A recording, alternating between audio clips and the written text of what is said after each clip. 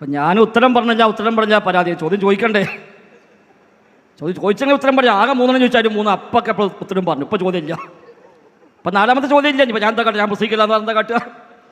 ചോദിച്ചെങ്കിൽ ഉത്തരം പറയാം. ആദ്യം ചോദിച്ചു സംഘടന ഉണ്ടാക്കിയപ്പോൾ ഞാൻ പറഞ്ഞു നബി ജനിച്ചത് റഹ്മത്താണെന്ന് പറഞ്ഞു. അതേപോലെ നിങ്ങൾ 3 ചോദ്യം ചോദിച്ചു, 3 കൃത്യമായി മറുപടിയും പറഞ്ഞു. അപ്പം 4ാമത് ചോദിച്ചിട്ടില്ല. നിങ്ങൾ നിർബന്ധമില്ലെങ്കിൽ ഇടങ്ങാറാക്കണമെന്നില്ല, ബുദ്ധിമുട്ടിക്കാൻ പാടില്ലല്ലോ. ഉണ്ടെങ്കിൽ ചോദിച്ചോളി, ഇൻഷാ അല്ലാഹ് അപ്പോൾ തൗഫീഖ് കൂടി പറയുകയും ചെയ്യും. ഞങ്ങൾ കവലയെ പ്രസംഗിച്ചാലും സംവാദത്തെ പ്രസംഗിച്ചാലും മുഖാത്തെ പ്രസംഗിച്ചാലും ഞങ്ങൾക്ക് ഒറ്റ പ്രസംഗമാണ്. നിങ്ങളെ മാതിരി കവലയിൽ വേറെ, സംവാദത്തിന് വേറെ, മുഖാമത്തിന് വേറെ, സ്വന്തം മണികൾക്കിടയിൽ വേറൊന്ന്, അതൊന്നുമില്ല. അങ്ങനത്തെ പരിപാടി നമുക്കില്ല. ഞങ്ങൾ എല്ലാ സ്ഥലത്തും ഒന്നാണ് പറയുക. കാരണം ഞങ്ങളത് വളരെ വ്യക്തമാണ്. ഞങ്ങളുടെ വ്യക്തം നിങ്ങൾക്കത് പറ്റൂല. നിങ്ങൾക്ക് ഇവിടുത്തെ എല്ലാ സ്ഥലത്തും പറയുന്നത് എന്താണ്? നബിദിനാഘോഷം ദൈവത്തെ കഥനേക്കാളും പുണ്യമാണ്. നിങ്ങൾ വാദം എഴുതി ഇപ്പോൾ അത് എഴുതിയോ? ഇനി നിങ്ങൾ എഴുതൂല്ല.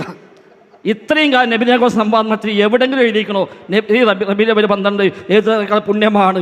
അങ്ങനെ വാദം എഴുതിയിട്ട് നിങ്ങൾക്ക് സംവാദം നടത്താൻ നിങ്ങളെ കൊണ്ട് കയ്യൂർ നമ്മൾ വെല്ലുവിളിക്കണമെന്നില്ല. കയ്യാത്ത പണി വിളിക്കാൻ പാടില്ലല്ലോ. അതേപോലെ 2 പെരുന്നാളേക്കാളും വലിയ ആഘോഷമാണ് എത്ര സ്ഥലത്ത് നിങ്ങൾ എഴുതി പ്രസംഗിച്ചു. എന്താ ഇവിടെ എഴുതാത്തത്? 3ാമത്തെ ഈദാണെന്ന് പറഞ്ഞു, എന്തെങ്കിലും എഴുതാത്തത്? പിന്നെ എന്താ നിങ്ങൾ വാദിയത്? ശിർക്കാണ് എന്നത് ശരിയല്ല. ശിർക്കാന്ന് ആരെ പറഞ്ഞു? ഞങ്ങൾ പറഞ്ഞിട്ടേ ഇല്ല. നബിദിനാഘോഷം എന്നത് ഒരു ആഘോഷം എന്ന നിലക്ക് അത് ശിർക്കാകുന്നു എന്ന് മുജാഹിദ് പ്രസ്ഥാനം പറഞ്ഞിട്ടേ ഇല്ല, എഴുതിയിട്ടില്ല. ഉറപ്പാണ്, സംശയമില്ല. നിങ്ങളവിടെ ഉമർ മൗലവിൻ്റെ അടയാളം വെച്ചല്ലോ. നിങ്ങൾ ബാക്കി പറഞ്ഞുതരാം. അതുകൊണ്ടൊന്നും കാര്യമില്ല ഉസ്താദുമാരെ. അവിടെ നിങ്ങൾ 3 ചോദിച്ചു, കൃത്യമായി ഉത്തരം പറഞ്ഞു. 4ാമത് ചോദ്യമില്ലാത്ത കൊണ്ട് ഞാനിനി പ്രസംഗിക്കുന്നു. സഹോദരങ്ങളെ, എന്തിനാണ് നമുക്ക് ഈ പുത്തനാചാരം? ഇതിന് വല്ല ആവശ്യമുണ്ടോ? ഇപ്പം നിങ്ങളും ഞങ്ങളും ഇത്തിഫാക്കായി സംവാദം തുടങ്ങി ദേശമായപ്പോഴേക്ക് നമ്മൾ ഇത്തിഫാക്കായ കാര്യം എന്താണ്? നബി സ്വല്ലല്ലാഹു അലൈഹി വസല്ലം തങ്ങൾ ആഘോഷിച്ചിട്ടില്ല, സ്വഹാബിമാർ ആഘോഷിച്ചിട്ടില്ല, താബിഈങ്ങൾ ആഘോഷിച്ചിട്ടില്ല, തബഉ താബിഈൻ ആഘോഷിച്ചിട്ടില്ല, 4 മദ്ഹബിൻ്റെ ഇമാമുമാർ അയിമ്മത്തുൽ അർബഅ ആഘോഷിച്ചിട്ടില്ല. ഇതിലിപ്പോൾ തർക്കമില്ലല്ലോ. ഇനി ഷിയാക്കൾ തുടങ്ങി, അതിനും തർക്കമില്ലല്ലോ. ഇത് അൽ മുബാറക് എഴുതിയാണ്. സുന്നികളും ഷിയാക്കളും യോജിക്കുന്ന ഒരുപാട് വിഷയം വന്നപ്പോൾ അവിടെ എണ്ണിപ്പറഞ്ഞ ഒന്നാണെന്ത്?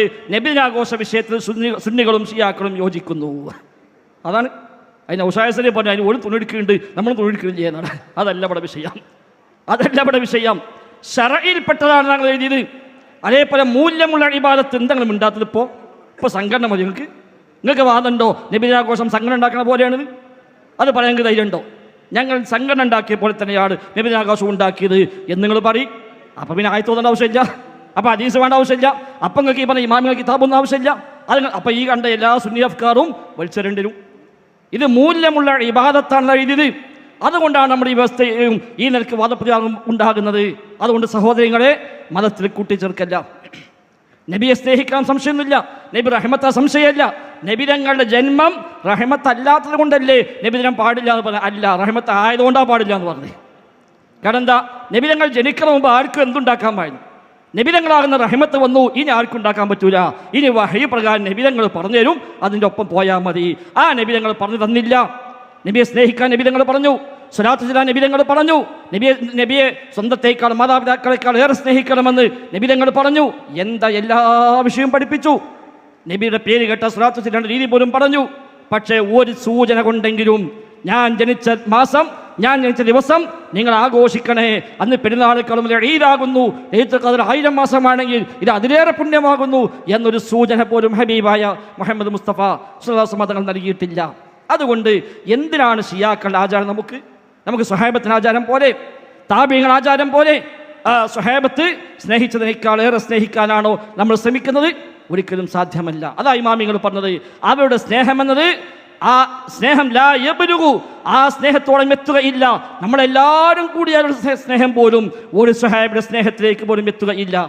എന്നാൽ ആ സ്വഹാബത്ത് ചെയ്യാത്ത ഒന്ന് നമ്മൾ ചെയ്തിട്ട് ഇബ്നു മസ്ഊദ് ചോദിച്ച പോലെ ഔ ഫുഖത്തും അസ്ഹാബ മുഹമ്മദ് നബിയുടെ സ്വഹാബിമാരെക്കാളും മേലെ പോകാനാണോ നിങ്ങൾ ശ്രമിക്കുന്നത് എന്ന് ദിക്ർ ഹൽഖ ചെയ്ത ബിദ്അത്ത് ചെയ്ത മനുഷ്യന്മാരോട് ഇബ്നു മസ്ഊദ് പണ്ട് ചോദിച്ചിട്ടുണ്ട്. ആ ചോദ്യം നിങ്ങൾ സ്വയം ചോദിക്കുക. നമുക്ക് ഈ ബിദ്അത്ത് ആവശ്യമില്ല. ഇത് നല്ല ബിദ്അത്തല്ല. നല്ല ബിദ്അത്ത് എന്ന ഒന്ന് ഇസ്ലാമിലില്ല. ഇസ്ലാമിൽ നല്ല ബിദ്അത്ത് എന്ന ഒന്നില്ല. അങ്ങനെ ആരും പഠിപ്പിച്ചിട്ടുമില്ല. ഇത് ദുഷിച്ച ചീത്തയായ ബിദ്അത്ത് തന്നെയാണ്. അതുകൊണ്ട് ആ ബിദ്അത്ത് വേണ്ടത് തീരുമാനിക്കാം. നമുക്ക് സുന്നത്ത് മതി, നബിയുടെ മാർഗം മതി, സ്വഹാബത്തിന്റെ മാർഗം മതി, താബിഈങ്ങളുടെ മാർഗം മതി, അയിമ്മത്തുൽ അർബഅ പഠിപ്പിച്ച ഇസ്ലാമികമായ അധ്യാപനം മതി. അല്ലാത്തൊന്നും ആവശ്യമില്ല.